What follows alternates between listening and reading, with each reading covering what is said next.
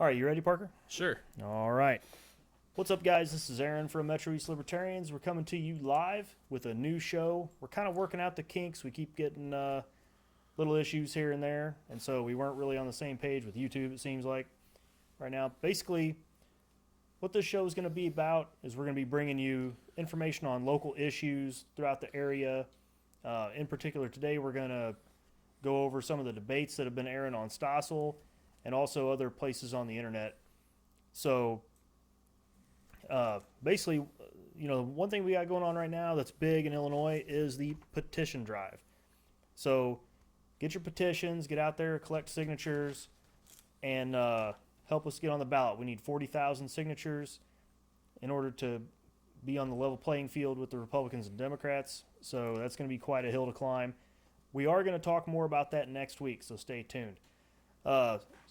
As we get going, I do want to give a shout out to our sponsor, which is Gun Hugger Holsters. Check them out, gunhuggerholsters.com. They do accept Bitcoin if you're carrying in Ancapistan.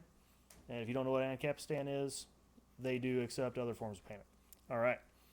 So basically, we're going to go ahead and get right into it. Stossel's been airing these debates with three presidential candidates. And there are more than three candidates, right? Yeah. So there's only three in the Stossel debate, which he did offer an explanation to. Yeah, he did it by the polling online. There was a Libertarian poll on the website a while back, and he took the three top people who scored the most on there. Right.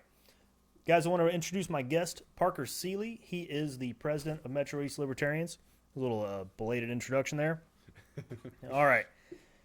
So basically, Stossel had these debates and had three libertarians on them. Mm-hmm. He had Austin Peterson, he had Gary Johnson, former governor of New Mexico, and John McAfee, who's a software engineer. He's famous enough for his McAfee software that I guess he came up with.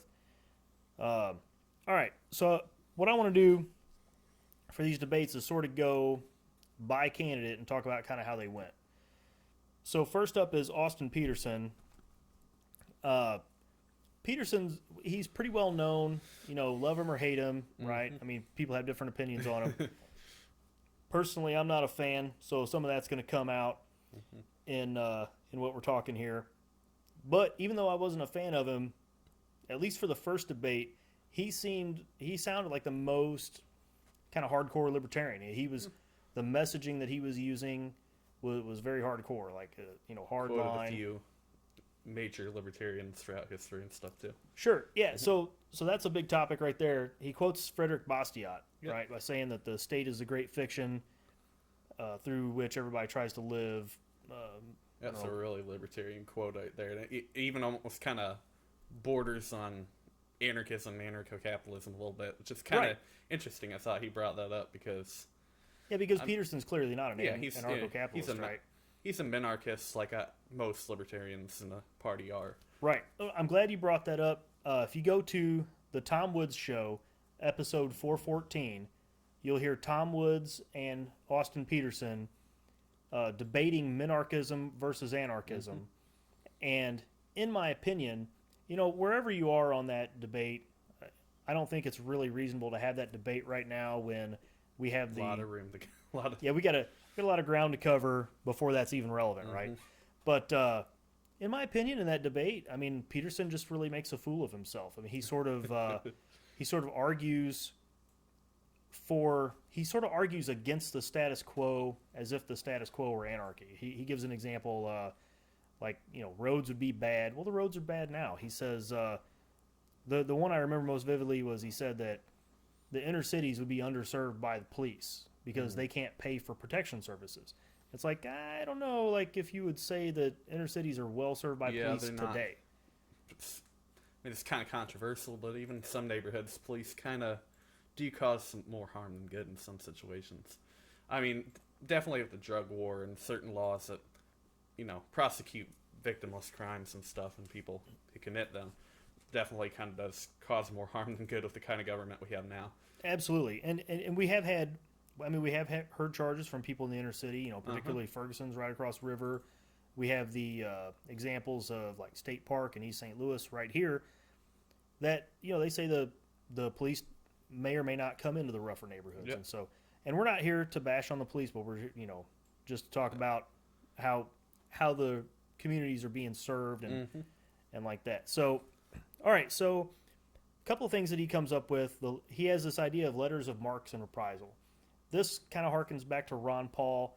This was Ron Paul's idea that he put forth in a debate that you know, we can take out ISIS and other terrorist groups by going after their biggest people, basically through like bounties, if you will.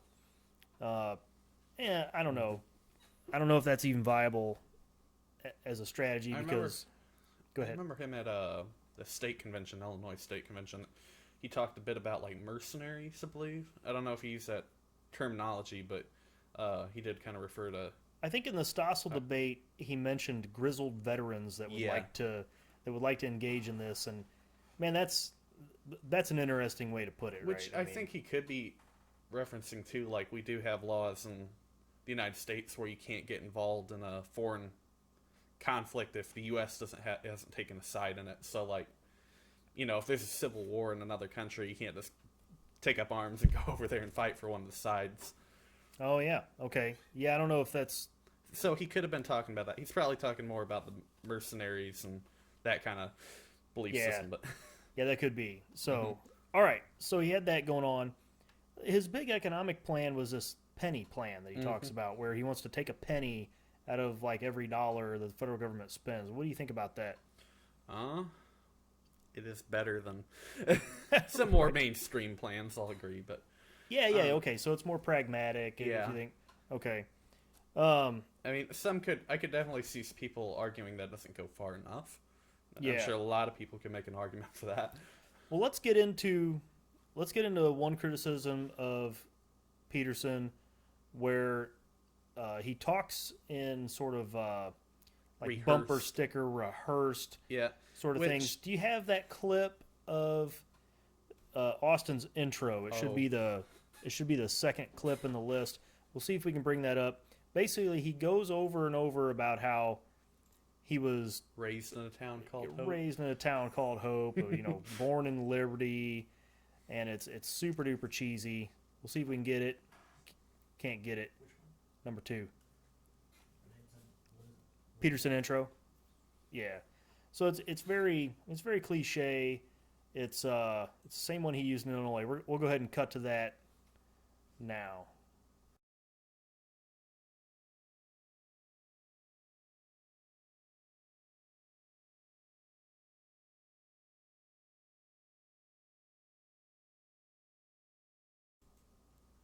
All right, so it's this canned kind of thing that he keeps going over and over about, you know, trying to say he's more libertarian because of where he grew up or whatever. Yeah. It's crazy. That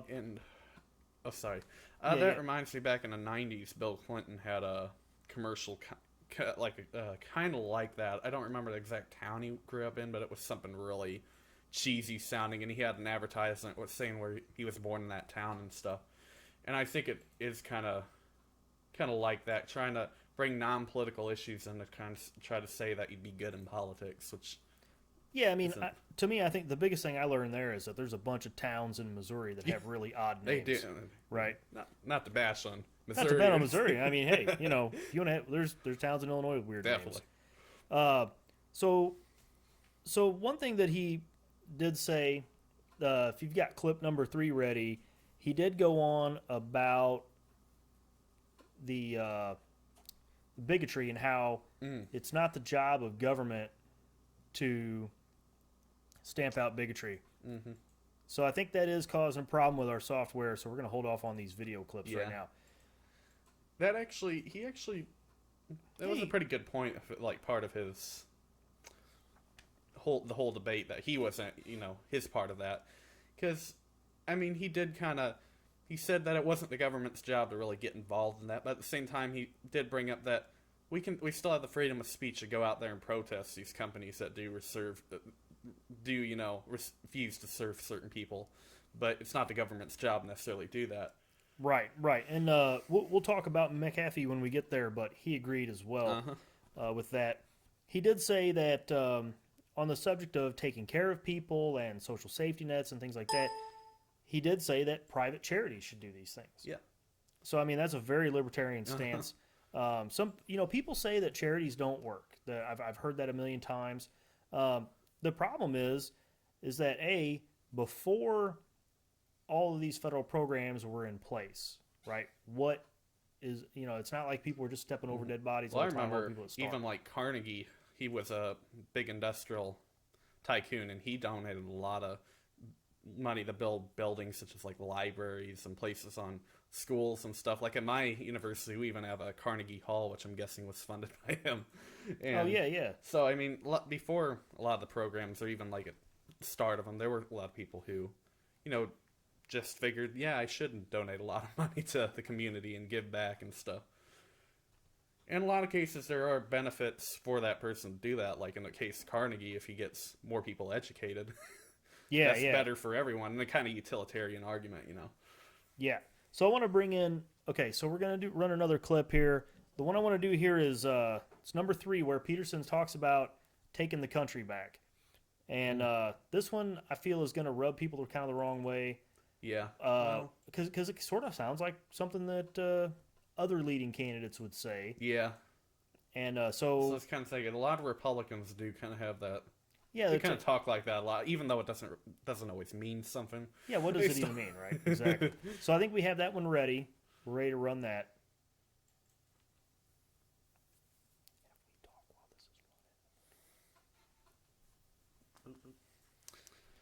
All right.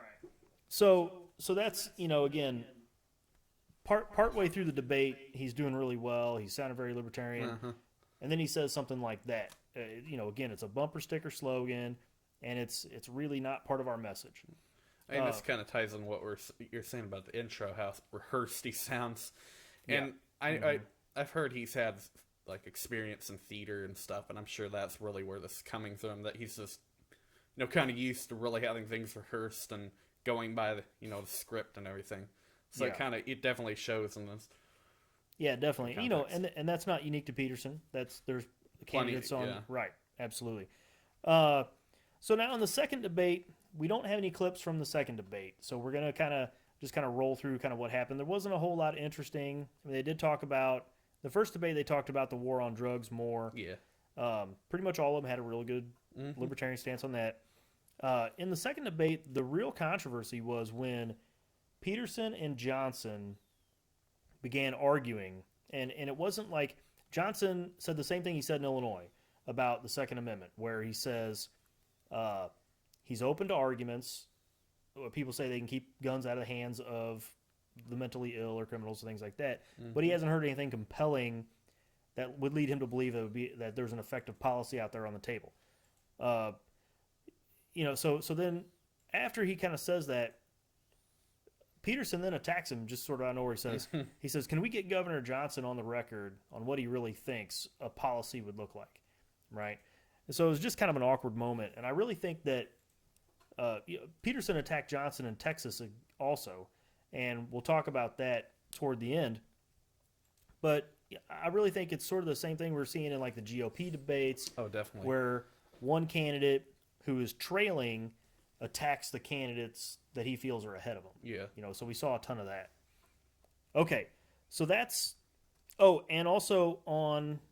in the second debate, Peterson doesn't get to answer about prostitution, and I'll talk about what the other two candidates said about the prostitution question.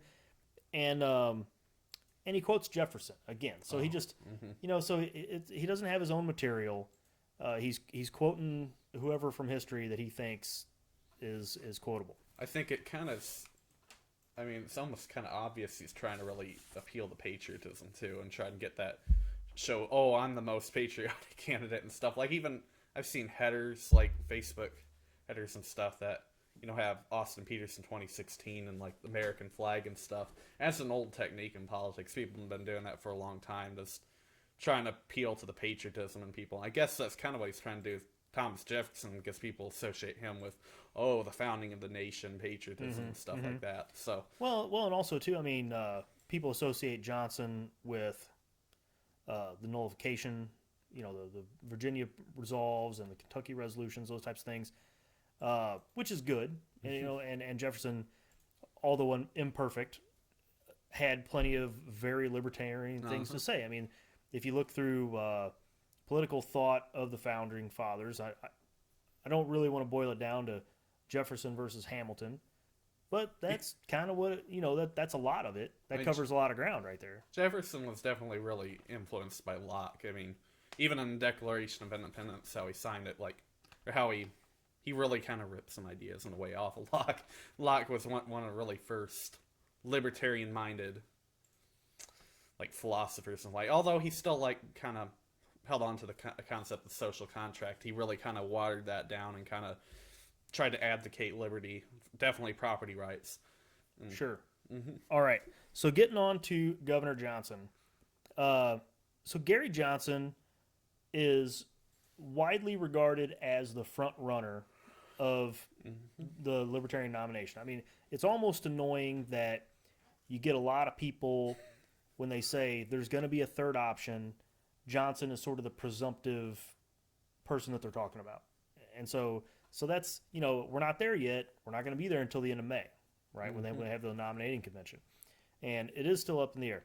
Now, a lot of libertarians would say, and I don't necessarily disagree with this, that although his messaging isn't the most strictly libertarian, he is perhaps the most palatable candidate to, say, a general public. Yeah. So it's going to be a defining moment in the Libertarian Party. Do we take the pragmatic, influential, certainly the most experienced candidate? Do we take him and do we put him in front of the country? Or do we take someone like a Darrell W. Perry, who is much more principled, right? Or not even Darrell Perry, because I have issue with some of the way he presents himself. Yeah. He doesn't maybe dress as nice. And the other thing is, I mean, libertarians were not known for being a bunch of rich people, honestly. Well, to the left we are. But if you actually know libertarians, we're shooting a live show in my mom's basement right now. So this is how wealthy we are. But that Koch money is just going to start rolling in. The Koch brothers. Hey, if you guys are listening, my routing information will be at the end. All right. Anyway, so Johnson, in the debate, I feel like he didn't sound unlibertarian, but he did step on a few libertarian landmines, if you will. One of the things he talked about blowback, which was good, because libertarians, we believe that our actions around the world create consequences that we have to deal with. Okay, and the other thing is with that is memory. You can't just forget what happened 20, 30, 40, 50 years ago, because there are people around the world that haven't forgotten. I mean, definitely, like with the cases of drone bombing and stuff, when we're bombing citizens and stuff. I mean, when you lose a loved one, you're gonna remember that for a long time, and that resentment can stay with you for years, and absolutely it creates, like you're saying, a lot more problems. Yeah, absolutely. So, and those problems can, like you said, they can be generational. I mean, if you live through a time when everything around you is blowing up, that's going to shape your mindset, really. Okay, so he did talk about that. As Peterson talked about letters of marque and reprisal, Johnson says Congress needs a way to weigh in on war and decide, influence whether or not the country goes to war. I really kind of feel like we have some such thing built into the system. The Constitution, this kind of goes along with that. The Constitution only gives the authorization to declare war to Congress, actually. Our last real war was actually World War II. After that, they were all usually the president wanted to deploy troops certain places, and that started the conflict. Vietnam, Iraq was like that too.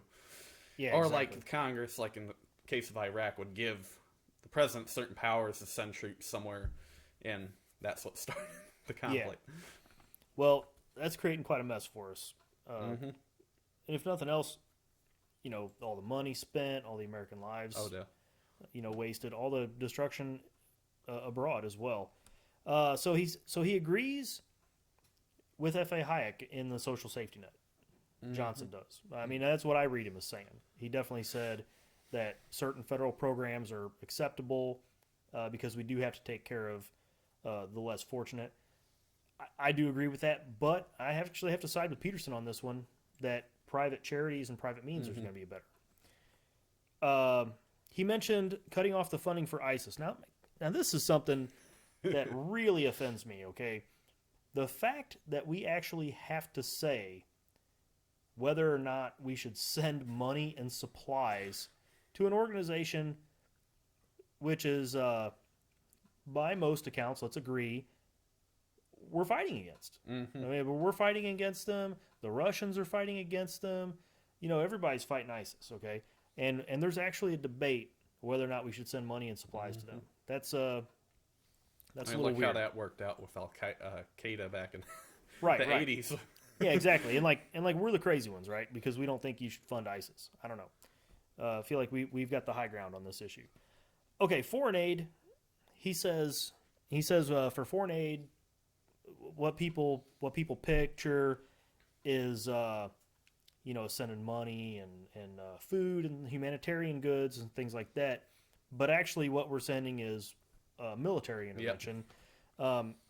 And rather than, he does sort of say like we should cut the foreign aid, but his solution here is we're going to spend the money at home instead of spending it abroad. Again, this is a pragmatic argument, right? What do you think about that? That kind of reminds me of Dr. Martin Luther King actually kind of made an argument like that about the Vietnam War, that we have too many issues at home that we need to take care of before we go fix other people's issues. I mean, almost anybody, I don't think that there's not going to be barely anybody in America who's going to say, oh, things are perfect here. Because, I mean, things are better here than other countries, but there are a lot of problems that could be fixed around here. Yeah, that's true. I would think the libertarian argument there is that rather than tax the people to begin with, right, then, instead of taking the money from people and sending it overseas and then saying, well, we should spend it at home, how about not taking the money from people to begin with? I guess he's just he could just be saying, too, if you have to spend the money that you've taken from people, it would be better if we did it at home. I agree with you there. We should just cut it entirely, but, Okay, so let's see if we can get this next clip pulled up. So the question comes up about Gary Johnson. Let's see, supporting. This is the big thing that Gary Johnson stepped on right away. Whether or not the people should have to bake a cake for a gay couple. Okay, the bakers forcing bakers to bake a cake. Okay, Johnson immediately gets into. Somebody asks him if he should have to bake a cake with like Nazi emblems on it if the baker's Jewish. Now, here's the thing with that, and that's clip number 6, by the way. So here's the thing with that: if I'm a baker and you come to me and you say I have to bake a cake, I don't even care if I wanted to bake the cake. That cake is not going to taste good. I'm going to tell you that right now. No matter, you come in, you say you want the cake, okay, I'll give you the cake. But if you come in and you're like, hey, you have to bake me a cake, no, I don't.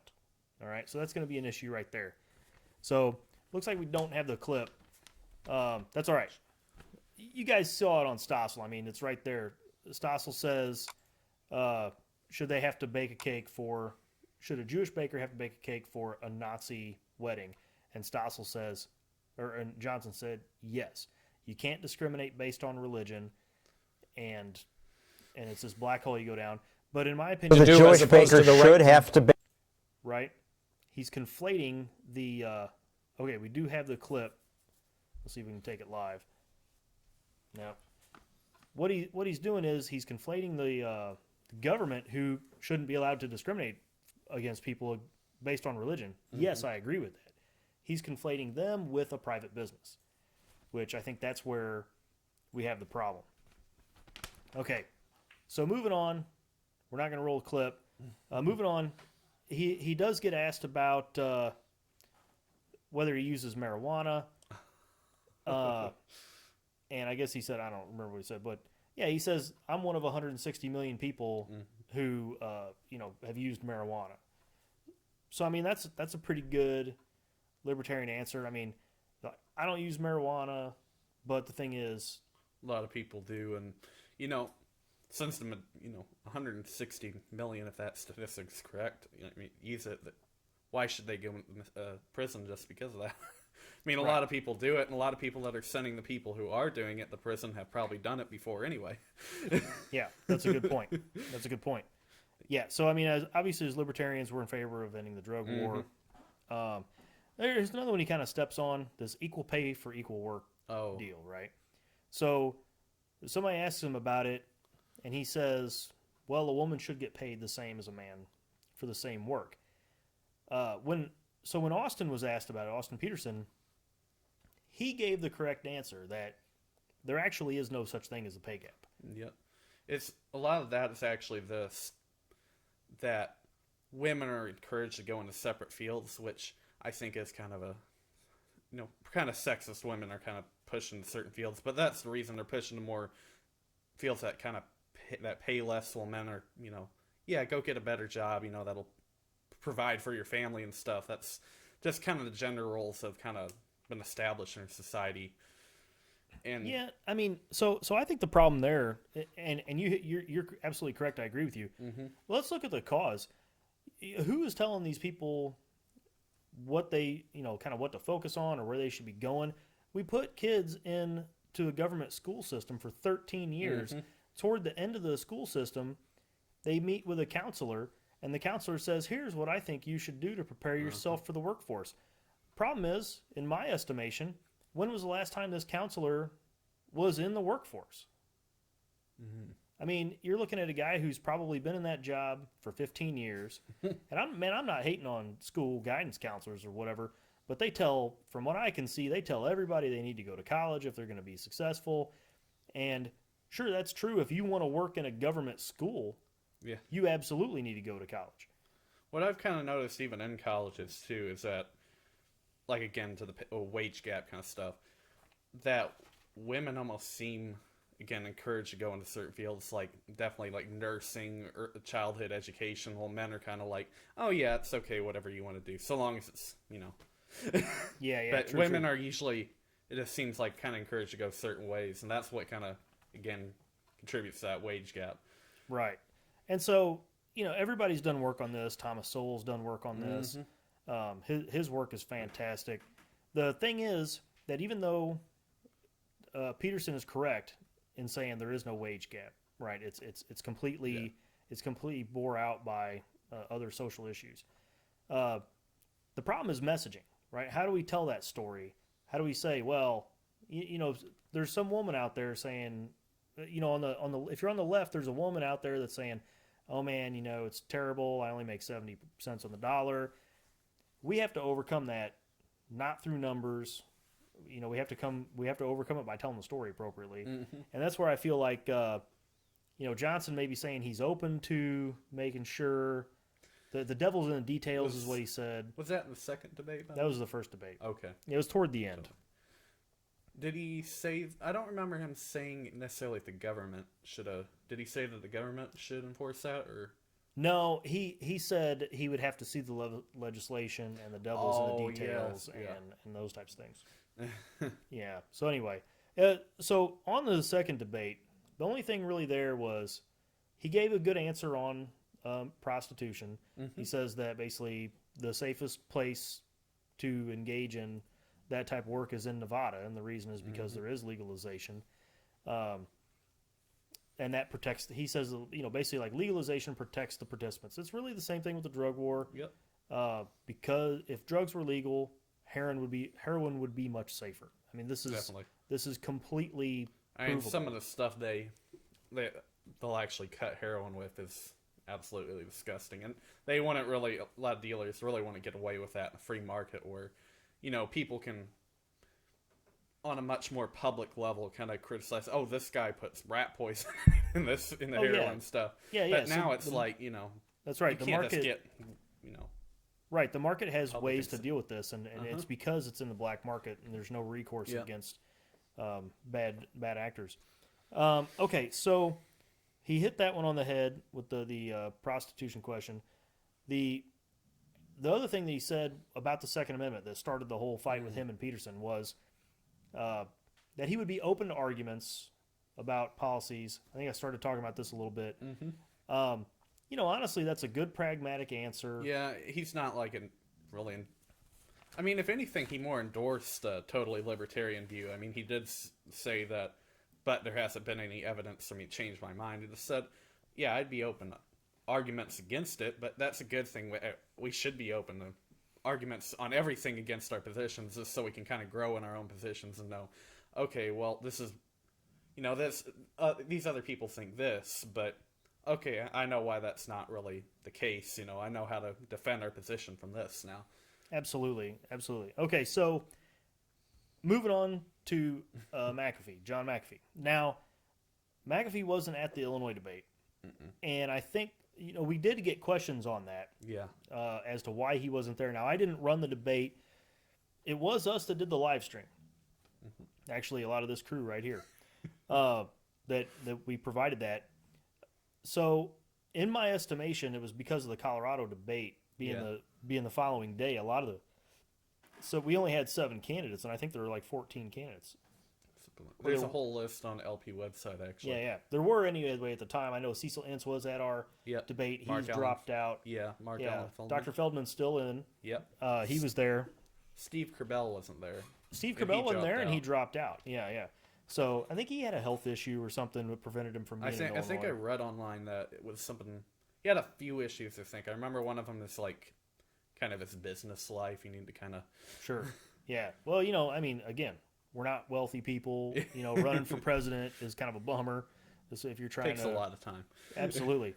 Okay, so McAfee in the first debate on Stossel, he comes out in favor of ending the drug war. Perfect position on this. And a lot of what he said was, the government can't force people to do things. Government can't tell people what to do. These are all great libertarian positions. Some of the things he said were just completely spot on. So he does say he talked about blowback as well. He talked about isolationism because Stossel did throw that word out there that libertarians are accused of being isolationists. He says isolationism is akin to being the world's policeman, right? Which that's an interesting way to put it. And if you think about, we do have military installations in like 190 countries, and there's only like 191 or something. I don't know. It's really ridiculous the reach of our military. We got bases in Germany, in case they act up again. I think which I did benefit from. I like the fact that we have bases in Germany, but the fact is, it's a giant waste of money. I mean, let's be honest. I think what he's kind of talking about too is kind of American exceptionalism, like that kind of view that we're the best.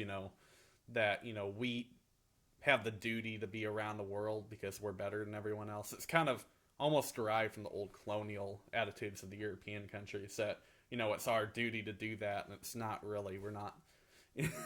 That's right. And a lot of them, I think they. Yeah, I don't want to get into that. That's for a future episode. I'm going to step on that bomb. Okay. He did question, on the question of starting wars or being involved in wars. This led Kennedy to saying he was like that stoner at the bonfire who won't, philosophical stoner or whatever. He actually calls on the question whether war is necessary. Right? So I found that interesting. And honestly, I mean, we should question things like that. Yeah. Do we solve our problems through war? Is war even a solution? So I think that's interesting. He then did go on to say that we are at war with China in like sort of a cyber warfare thing. I don't know. I mean, I get the fact that he's into cybersecurity. That's his entrepreneurial outlet and all that kind of stuff. So I understand why maybe he has a focus there. I think it's tough to say we're at war with China, but I don't know. And Russia. So as far as things that he would cut, he actually mentions the FDA. I have not heard anybody say we need to cut the FDA. What do you think about that? I don't know. I think I've probably heard a few people say about that. I mean, as presidential candidates. Yeah, presidential candidates. But I know a big criticism of it's that it kind of keeps new medicine out of the marketplace that might be helpful. So if there's somebody, who's dying of a certain ailment, there's a new medication that might help that would have to get approved by the FDA, even if it was something that would cure you, instantaneously, and you only have 3 days to live, hypothetically. Let's assume that. And right. You still have to go for the FDA to be legal, and that's a major criticism. We do have a video on our channel, on the Metro-East Libertarians channel, that was taken at the 2013 Libertarian Party of Illinois convention. Mm-hmm. It's Dr. Mary Ruwart, and if you can't find that video on our channel, I'm sure you can find the speech out there on YouTube. Just look for Dr. Ruwart.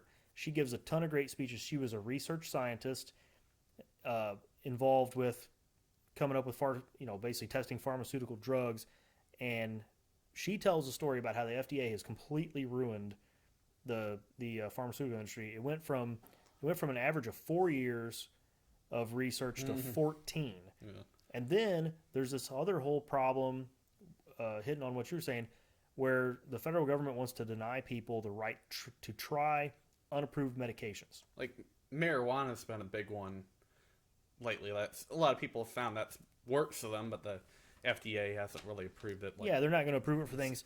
So the marijuana thing is like a double-edged sword, where where the federal government says, well, there's no medical use, there's no approved medical use for marijuana, but research on marijuana is prohibited, right? So that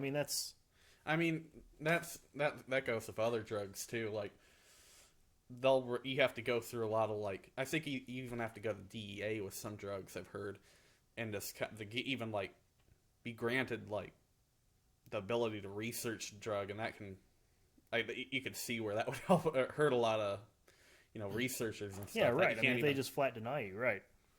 Yeah. So on the problem of ISIS, they were asked about ISIS a lot, which is a mildly annoying. McAfee says it's a problem of intelligence gathering. I don't know if I agree with him there. Says we're at war with China. So on his personal life, so there's all this weird stuff about McAfee, right? Where he was down in Belize and he was running away from the federales out in the jungles or something. He says he was never charged with murder, but that his property was raided and his dog was shot, and the military down there in I think Belize caused $500,000 worth of damage or whatever to his property. So I just got to say, I'm glad we live in a society where that could never happen. Anyway, okay. Sure. Yeah, those. Okay, so and then on the discrimination debate about the cakes and stuff, he says people should never be forced to do anything. He gave a very beautiful market answer for that. So that, and then on the prostitution question, he tells a story about how he rescued his wife from servitude and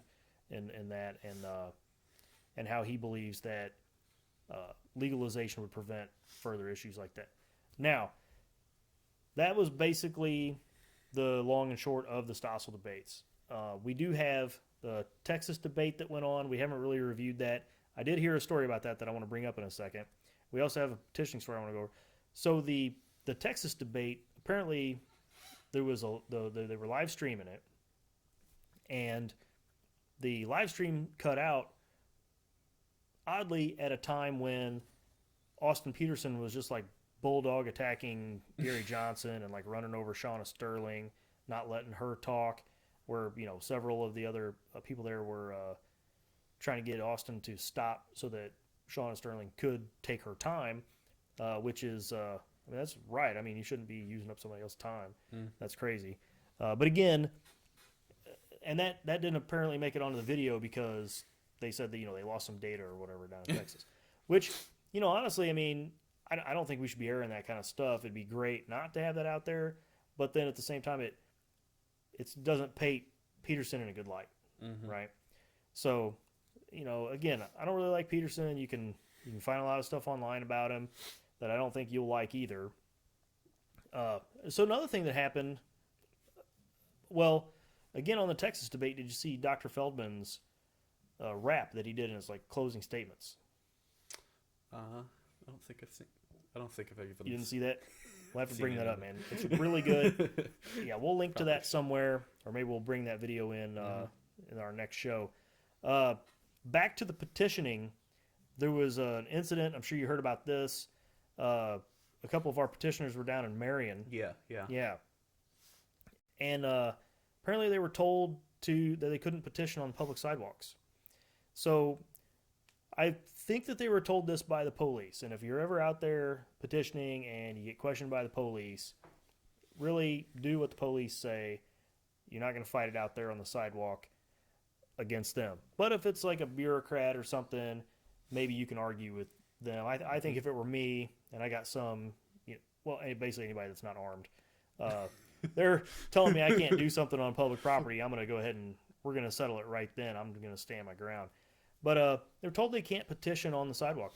The problem is your right to petition is protected by law. So even if they have some sort of stupid ordinance in that town, that ordinance is illegal. So the ACLU's all over this issue. I mean, the literature is out there. You can't do that. So very interesting that, people are being, it's 2016 and you got the government running around oppressing people's right to political activity and free speech. So it's kind of interesting. All right. That's basically everything we wanted to cover. Do we have anything going on in the chat to talk about? Any questions? We're gonna kind of coast here for a second for questions. Do like a little Q&A. Next week, what I want to talk about is more about the petition drive, the hurdles that we have to overcome, as well as the way that the Republicans and Democrats have basically monopolized the ballot. Definitely. And then they're not even using it in a lot of cases. All right. So we're going to bring this in. I'll just put it right here. Super professional. All right. How we looking? All right. What software are you guys using? Okay. Okay. Looks like Heartland Media is the only one in there. Heartland Media, we appreciate you joining. Hope you're enjoying the show. If you got any questions for us, let us know. Anything you need, I don't know why you need our perspective, but we're offering it. That's what we're doing. Part of what we're doing here is we're trying to tell our own story, right? As libertarians, we have a real messaging problem where the media is telling our story for us. And really, in my estimation, they report on the things that we don't get right. We have a misstep. Like a good example would be how much mileage they got out of that Mississippi-Alabama debate. Oh, definitely. And they did a live stream of that debate, which, as you see, we're live streaming this. It's a non-trivial feat to live stream an event like that. It's very expensive to do. And, that's all we got. That's all we heard about. Then you come to Illinois, we did a pretty good live stream. I feel like the quality was there. We streamed in 720p. My camera work wasn't the best camera work that's ever been done. Oh, it was. I thought it was awesome. You thought it was awesome? Yeah. All right. Well, you're a unique individual. So we you all are. That's right. Yeah. You're a unique individual, just like everybody else. But we didn't hear one thing about that, right? And then other states, maybe they don't have live stream capability, but they put videos out and things like that. Again, we don't hear about that either, right? Mm-hmm. So when something goes right, we don't have it. So that's part of what this show is about. We're going to tell our story from our perspective, in a way not to control the narrative, but to say, hey, look, guys, everything is not what you think it is, and here's what's going on. So, all right, I think we're going to close out. You got anything else? Did we want to talk a little bit about Johnson and EPA? I remember we were kind of talking about that before. Right. I'm glad you brought that up. I can't believe that. Okay, so Johnson said in the debate that the EPA is completely necessary and there's no way we can live in this society without the EPA. Now, first of all, I get it. I get what people are saying, that we have to protect the environment. Okay? We have to protect property right, that's what McAfee says. He said before we work out these issues, I want to say it was him, we have these issues to work out, and you can't just go disband the EPA right now. Do you have something on the tip of your tongue that's a problem with that?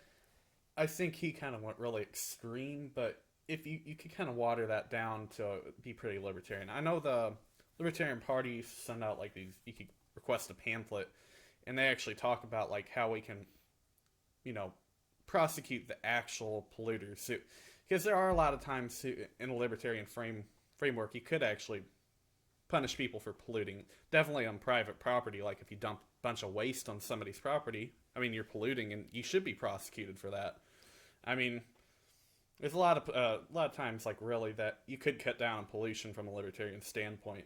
And another example might be if you, like, there's a factory right next to somebody, like, somebody's private property, and, you know, their pond, like, they have a pond there, and it starts getting polluted and stuff, and their fish die in it. So they'd be, you know, infringing on that private property. Right. So the problem with that scenario is that the EPA makes that worse. Definitely. Okay. So the EPA, what they do is, and there have been plenty of cases of this where someone is polluting and they're ruining the environment.